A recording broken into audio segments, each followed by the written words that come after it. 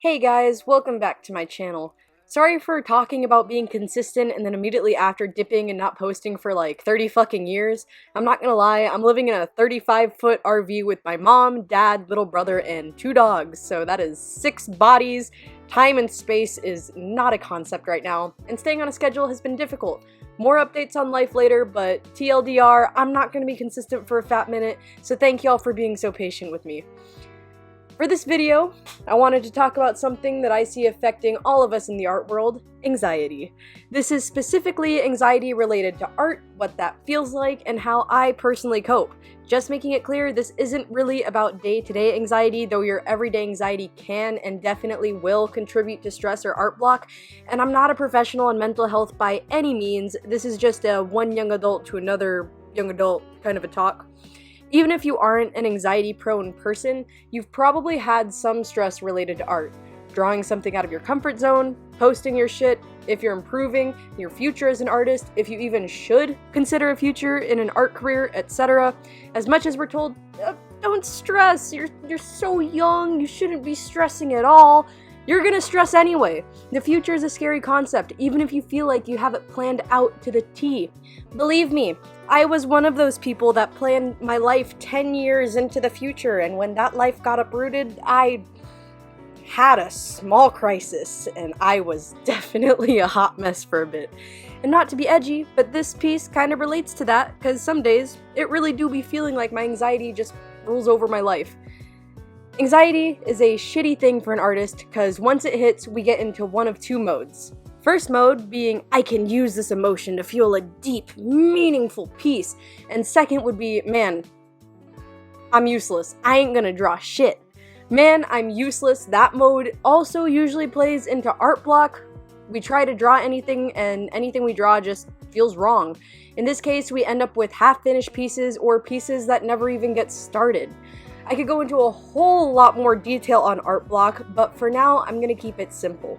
Usually art block, though you might not be making art, signifies a good thing. You see your art, you see what you're making, and you feel off. You look at what you're drawing and you're kind of like, ew, that's gross.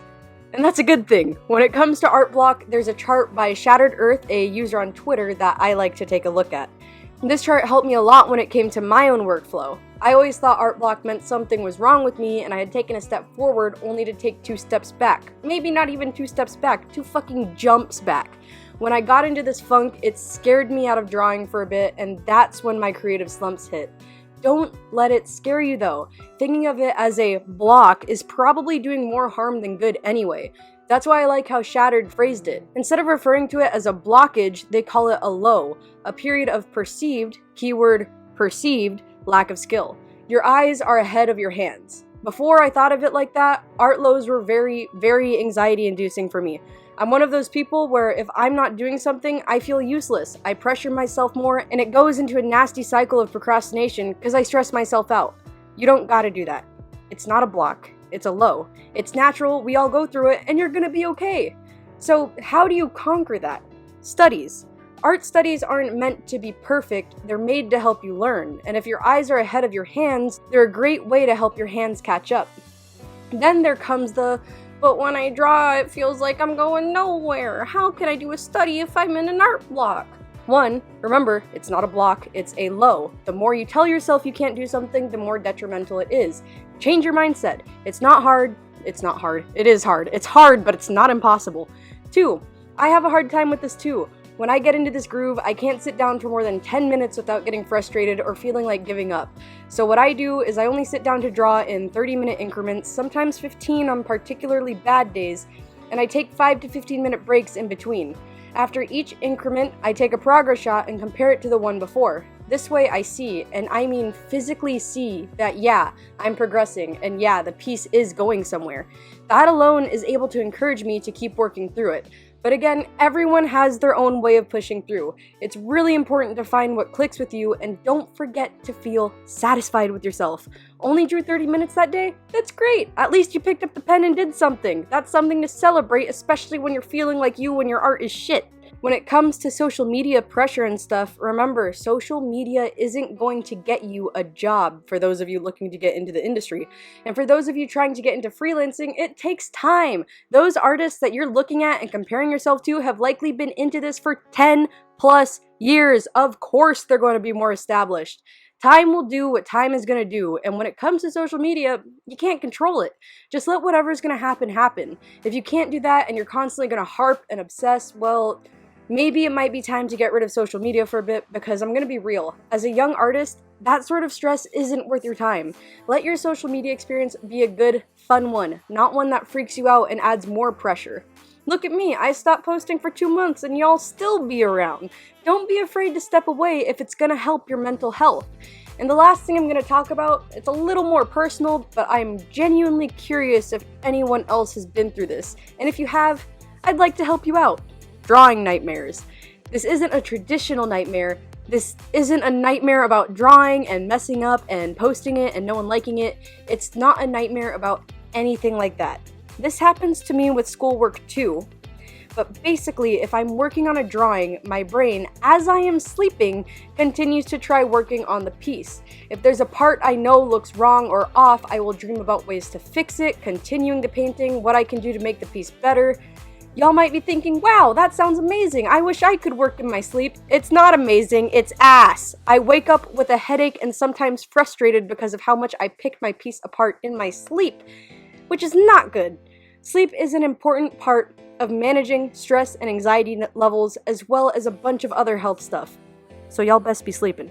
But this means my brain didn't get a proper opportunity to rest. My body feels fine, but mentally I am extremely drained, and that makes working on art feel almost impossible. Or maybe you don't get those dreams, but you still feel mentally exhausted from art. What do? Simple. Have a hobby outside of art. I know it sounds dumb, but trust me, art hobbyists, you're fine, you're doing your hobby. But for those of us trying to take it professional, you need to have a hobby that is not art. Having your work also be your hobby is most definitely going to lead to burnout. I can promise you.